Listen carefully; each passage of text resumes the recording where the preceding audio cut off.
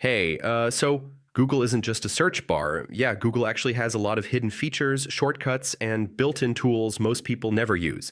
In this guide, I'll show you how to use Google hidden features in 2026. First, just type any math problem like 25 times 8.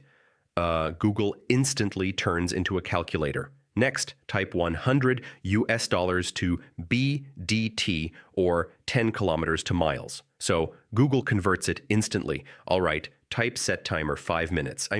You get a full timer without installing anything. Now type do a barrel roll. The entire screen spins once like an Easter egg animation. Next, search askew. So the page tilts slightly for a hidden visual effect. All right, search Google Gravity. Open a demo where everything falls like real physics.